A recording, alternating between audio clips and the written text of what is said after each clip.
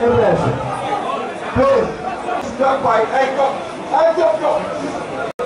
আপনাদের দায়িত্ব কি খালি নিজেরা ঝগড়া করবেন? নেতা আছে আপনাদের দাবার, তাই না?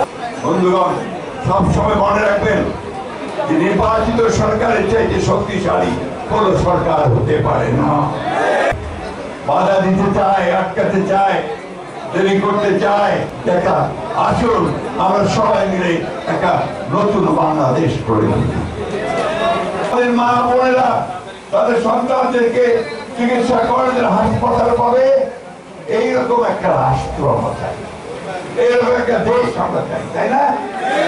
সেই দেশ তৈরি করার জন্য আমরা পিটিয়ে পিটিয়ে ওর শরীর জর্জরিত করে দিয়েছে হাসিনা সরকার। বেরি হাতে পায়ে বেরি দিয়ে আটকে রাখতো তরুণ নেতা তারেক রহমান সাহেব। আমাদের নেত্রী দেশনেত্রী বেগম খালেদা জিয়া তিনি দীর্ঘকাল আমাদের, সেই জন্যই বিএনপিকে সেই দায়িত্ব নিতে হবে, যে সেই নেতৃত্ব দিতে হবে, যে নেতৃত্বের মধ্য দিয়ে একটা নতুন বাংলাদেশ আমরা তৈরি করতে পারবে। বন্ধুগণ, এমনি এমনি হঠাৎ করেই এই হাসিনা পালায় নাই। বহুদিনের সংগ্রাম, বহু মানুষের ত্যাগ শিকার, বহু মানুষের রক্ত, বহু মাতার কান্না সব মিলিয়ে এই আমরা ফ্যাসিবাদ মুক্ত হয়েছি, তাই না? এই বিএনপি ঝান্ডা তুলে আওয়ামী লীগের বিরুদ্ধে গোটা ইউরোপ তিনি চষে বেরিয়েছে। অস্বীকার করার আমাদের কোন উপায় নেই আছে।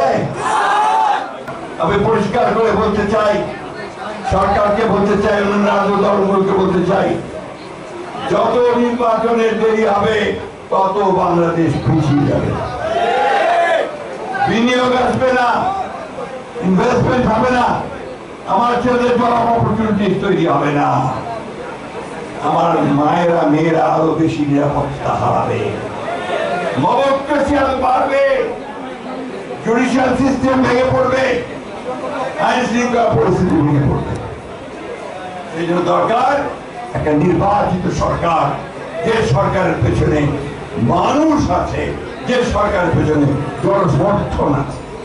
প্রধান উপদেষ্টা প্রফেসর ডক্টর ইউনূসকে তিনি আমাদের নেতা জনাব তারেক রহমানের সঙ্গে লন্ডনে কথা বলে 26 ফেব্রুয়ারি মাসের মাঝামাঝি সময়ে নির্বাচনের একটা সময় ঠিক করেছেন, তাই না?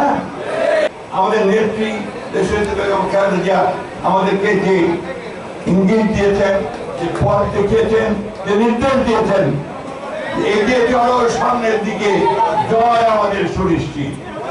আমরা তারেক রহমান সাহেবকে নিয়ে সেইখানে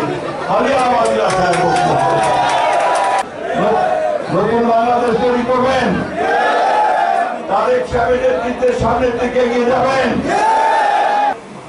আমাদের নেতাদেরকে এখানে বসে আছে, তাদের অনেককে পায়ে হাতে দড়ি লাগিয়ে মাসের পর মাস তাদেরকে কারাগারে বন্দী করে এই আমাদের দিকে আঙুলটাকে কেউ যেন না বলে যে আমরা খারাপ কাজ করছি, কারো জমি দখল করেছি, ব্যবসা দখল করেছি, চাঁদাবাজি করেছি, এই কথা যেন কেউ করতে না পারে।